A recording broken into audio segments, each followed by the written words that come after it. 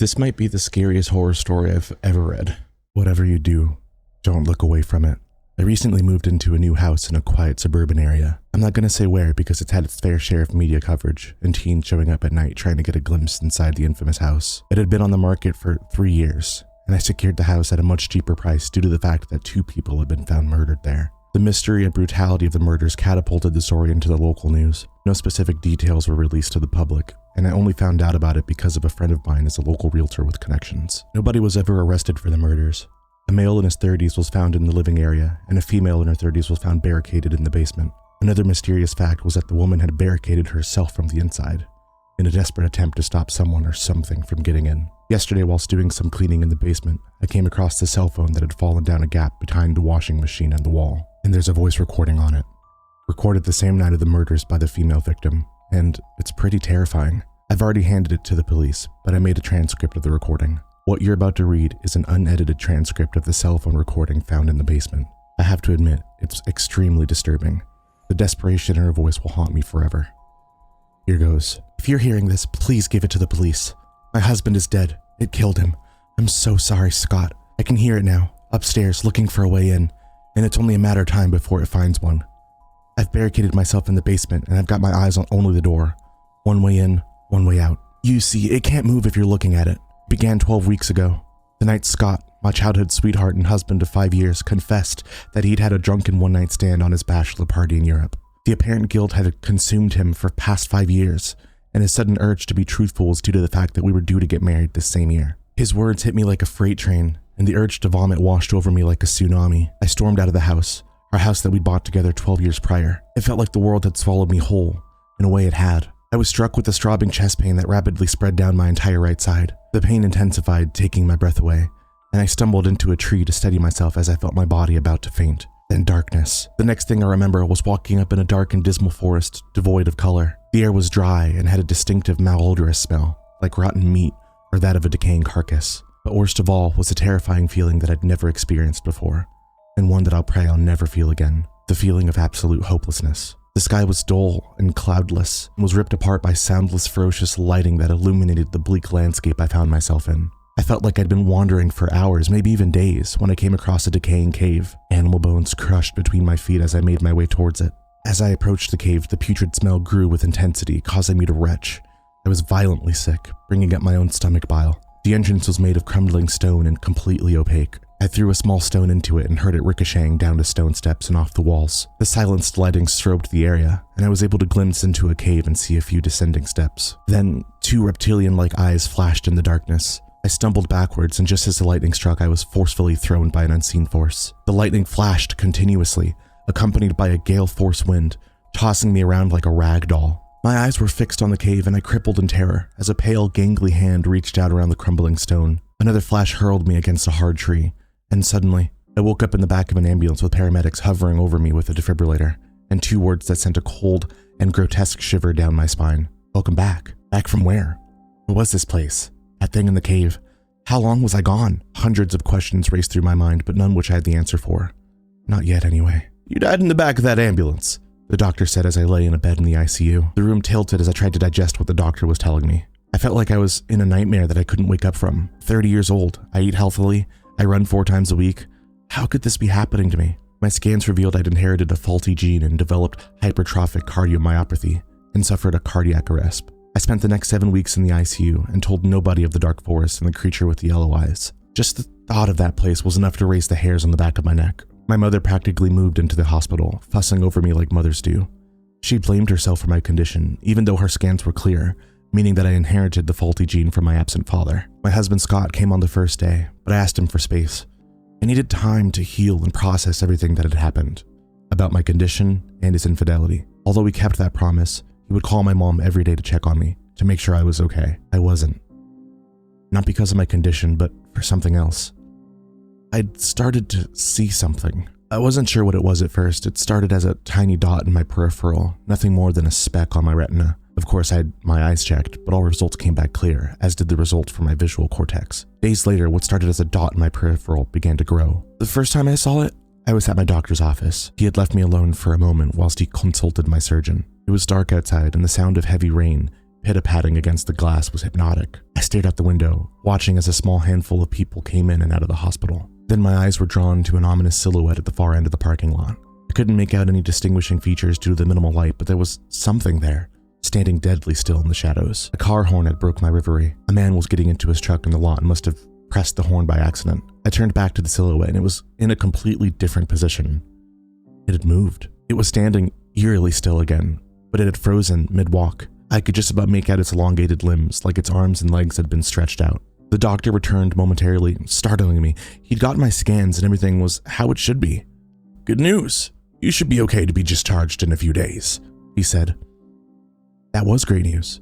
I was so ready to get out of the hospital. I turned back to the window in curiosity, but whatever I saw had gone. I didn't think about it again until the night before I was going home. It was late, and most of the patients were sleeping. My room is situated at the end of the hall, so I get a clear view of it through my observation window. I wasn't quite ready to go to sleep and was watching something on my iPad. Suddenly, there was a putrid odor wafting into my open door, the same unmistakable smell that I'd experienced in that other place. 2 nurses walked past my mom, neither showing any signs that they could smell it too. I covered my nose and mouth to try to keep me from heaving. Then, my eyes drifted to the observation window and to the corridor. It was here again, the silhouette. At the far end of the hall, completely still with its back pressed up against the wall, but I could see it. It was tall and skinny and had either feelers or tentacles stretched up against the wall like an ink spill. Its daunting yellow eyes stared straight at me. I saw another nurse walk up to the hall and straight past it like it wasn't even there. Maybe it wasn't. Maybe visual hallucinations were a symptom of what I'd been through. Or maybe it was a side effect of the many meds I was taking. I closed my eyes and took a deep breath. "There's nothing there. It isn't real," I whispered to myself. I opened my eyes and it hadn't gone. It had moved closer. Halfway down the hall, it had dropped into all fours like a large dog, staring straight at me. Its long tentacles spread across the floor and up the wall. I was completely petrified. I moved over to the window, tentatively. The smell that resonated from this creature was overpowering. I watched it for a few moments, until a nurse walked past the window, startling me. And like before, when I looked back, it wasn't there. It was as though I'd imagined it. I climbed back into the bed, but I didn't sleep a wink that night. The next morning, my mom came to pick me up.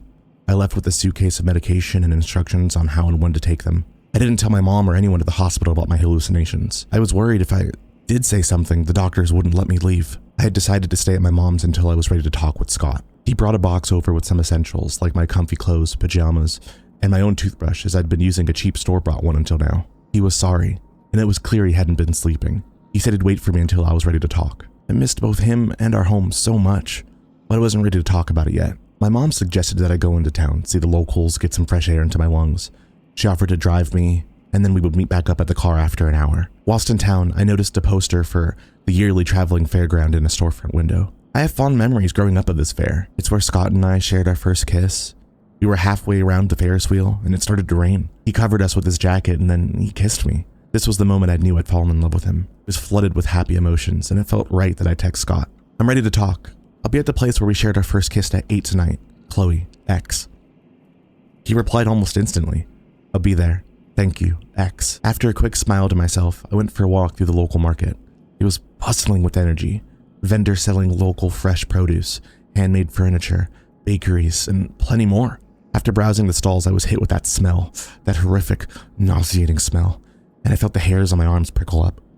I knew it was here, somewhere, observing me. My eyes narrowed as I scanned the area. I weaved in and out of the locals looking for it. Paranoia struck me like lightning. I was bumping into people as I went. All eyes had now turned to me. I burst into tears, sprinted back into the lot, and leaped into my mother's car. I was sitting in the passenger seat, crying my eyes out. I looked out the window and saw my mother rushing back to the car, shouting my name. Someone must have told her about my freakout. I looked out into the opposite side of the window and it was there, standing on the top of the vehicle several cars over. "Get away from me!" I screamed. My mother whipped open the door. What is it? What happened?" she replied. She couldn't see it. Nobody could. I told her that I'd had a panic attack. I hadn't been around people outside of the hospital for a few months, but I felt overwhelmed. She knew I wasn't being truthful, but it's the only answer I could give. The night I decided to go ahead and meet Scott at the fair. When I saw him waiting for me by the Ferris wheel, my heart felt a hole again, if only for a moment. We got our tokens and went on the wheel. We talked as we went around about how sorry he was and how much of an idiot he'd been, which I had agreed with. Everything was going well until I saw the creature again, standing on top of the ghost house attraction, watching me. I kept my eyes on the figure whilst grabbing Scott's arm, Do you see it? I asked with a shaky voice. See what? He replied. It's standing right there, on top of the ghost house. I could see him squinting to look, but I knew deep down he wouldn't be able to see it, because only I could. Sweetheart, there's nothing there. Look at me, he replied calmly. I can't, I said solemnly. If I look away, it'll move. Chloe, look at me. There's nothing there, he said as he grabbed my chin and turned my face towards him. No, it'll move. It wants me to look away, I screamed. I quickly spun around, my eyes darting back to the ghost, but it wasn't there. I looked around anxiously, Scott looking on with worry. Shit, where is it? My anxiety palpable. I looked down and it was at the bottom of the Ferris wheel. It had moved inhumanly fast. I screamed and fell out of the carriage, but Scott held on to me. Hey, I've got you. What is it? He said, desperately trying to keep hold of me. I stood up in panic, rocking the carriage. Scott tried to hang on to me, but it was too late. I plummeted 20 feet to the ground. Last thing I remember was Scott screaming for an ambulance. I was fortunate enough to only suffer a sprained wrist and a slight concussion. My doctor wanted to keep me overnight for observations, which I reluctantly agreed to. I decided to confide in Scott. I told him everything, from the cave in the forest to this creature that's stalking me, this monstrous entity that must have crawled out of the pits of hell. And worst of all, it's getting closer to me. He could see that I was terrified, and instead of trying to explain away what I was experiencing, he just held me. And for the first time in a long time, I felt safe. We spent hours just holding each other. Offered to stay the night, to stay awake in the chair whilst I got some sleep, but I couldn't have him doing that. After Scott left, I managed to get a few hours rest. I woke up just after 2 a.m. and grabbed my bottle of water from the nightstand. That's when I noticed the door was closed, even though I specifically requested it to stay open. And then there was that horrendous smell. I knew it was close. It was in the fucking room. It was crouched down in the corner on all fours, blending into the darkness, watching me. I desperately tried to scream, but no sound would come out. Keeping my eyes on it, I slowly climbed out of the bed with my back pressed firmly against the wall. I knew it couldn't move if I didn't look away. I sidestepped along the wall toward the door. I started to maneuver around a set of drawers, knocking something off that caught my eye for a millisecond, but that's all it took. It was now standing on its 2 legs. It must have been 8 feet tall with outstretched limbs. A streak of moonlight illuminated part of its pale blue face. Its eyes glistened in the light. Its slimy tentacles spread up the wall and onto the roof. I kept my back to the wall and kept moving. I made it to the door, grabbed the door handle, but it was fucking locked. I kicked the door, but nobody could hear me. I could see the key for the door on the table in my peripheral. I fumbled around the table without looking. I grabbed everything but the key. I knew I had to look to find the key. I glanced quickly to my left, saw the key, looked back, and the creature was point blank in front of me. Reaching out from my throat, its black, curved talon had pierced my neck and blood trickled down. Somehow I managed to scream. Within seconds, 2 orderlies had barged to the door. All they found was me, alone with blood trickling down my neck. I barged straight past them and ran as fast as I could out of the hospital. I ended up running all the way home. I banged as loud as I could on the door, forgetting that it was almost 3:30 in the morning. Scott answered the door in his pajamas, with a worried look plastered across his face. I told him what had happened at the hospital while he bandaged my neck. See, this is proof that I've been seeing it's real. This is physical proof. You believe me, right? You have to, I barked. After a momentary pause, he replied, Yes, I believe you. I believe you're seeing something. I registered the pause, the hesitation in his voice. He didn't believe me, and I didn't blame him. After talking for a few hours, I'd calmed down enough that I told Scott to get some sleep. He was reluctant to leave me, so he took a nap in my chair. I grabbed my laptop and searched the web for anything related to what was happening to me. There are thousands of incidents across the world relating to haunted houses, demons, cults, and possessions, but none of them was specific to the entity that was stalking me. Every time I heard a sound, a car outside or a floorboard creak, I jumped. I was a nervous wreck. I went into the kitchen and grabbed a glass of water. I looked out the window into the darkness, expecting it to see it watching me, but it wasn't. I went back into the room and it was there. I dropped the glass and shattered on the floor. Scott leaped from the chair. What was it? I couldn't speak. My lips were glued shut. I slowly raised my hand and pointed at it. It was standing at the far end of the room. I kept my eyes on it the entire time.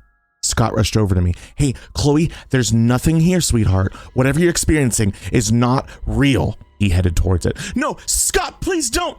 I pleaded as I grabbed his arm. He shrugged it off and marched towards it. There's nothing there. I'm going to prove it to you, he said. He cocked his arm back and swung his fist.